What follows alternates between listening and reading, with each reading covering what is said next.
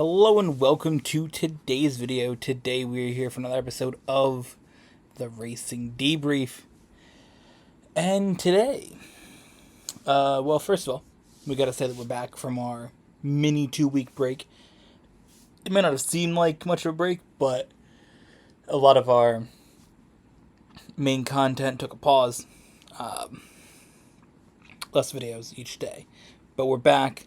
Everything's coming back to normal starting this week, so welcome back.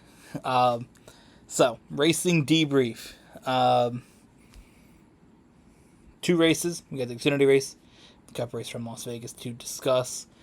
We're mainly going to focus on the Cup race. Xfinity race really didn't have that much go down. It's a pretty straightforward race. You had a few incidents early.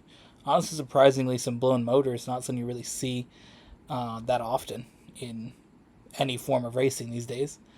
But there was a few in the beginning of the race. One of them caused a pretty big crash.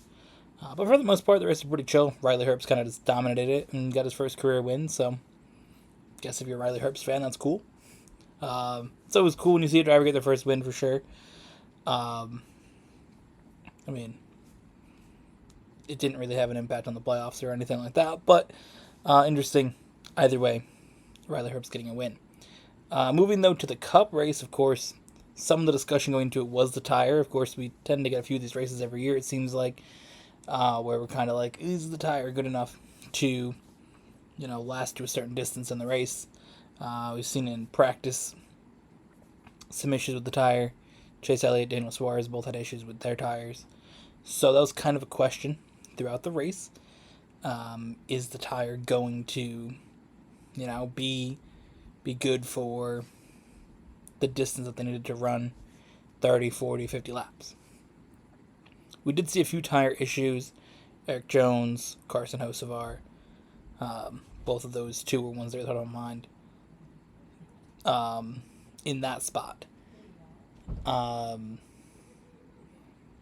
Outside of that, Kyle Larson pretty much dominated, winning both stages. Ultimately getting the win. Very, very close finish with Christopher Bell. He was right there, battling the whole time. Those last 10 laps, Christopher Bell was catching up, and that last lap was a real good fight to see who's going to win it. Little lap traffic in the way. Kyle Larson managed to hold on, but Christopher Bell was definitely coming at him towards the end of the race. As for the playoffs, we got the playoff standings pulled up here. One of the big takeaways, though, from it is the 12 car, Ryan Blaney, getting disqualified. So it says he was disqualified for a left front shock, which is the overall specified length outline of the NASCAR rulebook.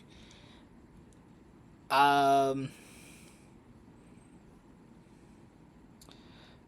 don't really know how you can have your shock not meet that specification in the rulebook to get into the race, and then not at the end of the race. I'm not really sure how that works. By the way, disqualification for Ryan Blaney, that definitely shakes up the playoffs a little more than it initially had. I believe Blaney was 7th in playoffs. So Larson's in with the win. Byron's plus 11. Hamlin's plus 4. Truex is plus 3. And then you have Bell, who's minus 3. Tyler Reddick minus 15.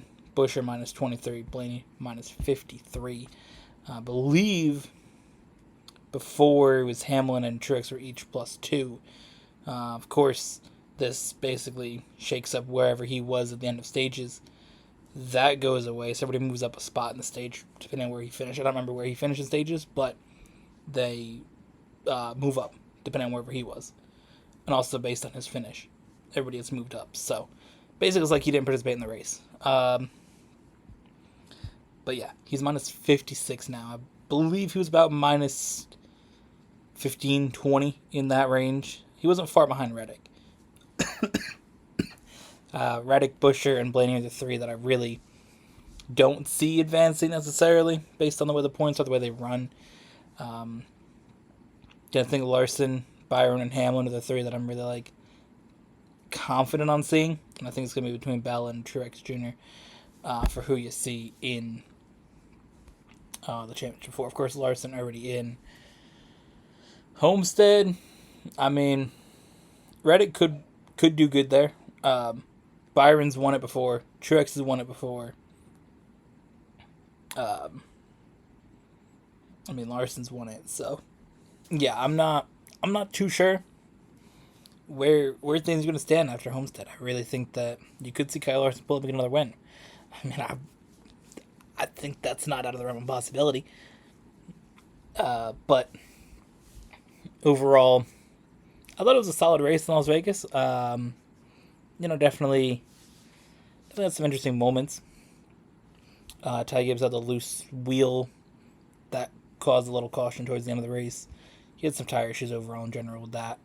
A few restart violations. We've seen AJ Allmendinger and Chase Elliott each having restart violations. NASCAR is definitely not letting drivers lay back, create a gap. I know that's been sort of a thing, especially in the lower levels. Xfinity and trucks, you've seen drivers lay back, create a gap, and they've been getting penalties for it. So, they're just trying to prevent that from happening. They want everybody grouped up. So, since the penalties there, I'm trying to think if there's any other incidents that we missed. Oh, Kyle Larson had his brilliant save. Slid right into the back of the car, just bounced off the wall a little bit. Saved it, though, from being a big crash. I know somebody commented it can't be a save if you hit the wall. I think it can be a save from hitting the wall. If your car slides into the wall and you save it from becoming a big issue, I think that's a save. I think that what he did, going from you overcorrected too much, the front of the car is in the wall, your race is over, like we've seen with Bowman just a few laps later, Larson was able to just, hold the wheel straight. Don't overcorrect it. Don't take the front of the car off. And ultimately, they got him the win. So, next week we have Homestead for NASCAR, and F1's back 3 weeks, triple header. For the U.S. Grand Prix, you have Mexico and Brazil. So, have those 3 races. And then we go towards the end for NASCAR here. So, getting close to the end. Of course, NASCAR only has 3 weeks left. F1 has 5 weeks left. But that's where we'll go with the racing debrief. So, next week, be ready. We're going to talk about Homestead. And we're going to talk about the U.S. Grand Prix. So, see you guys in the next one.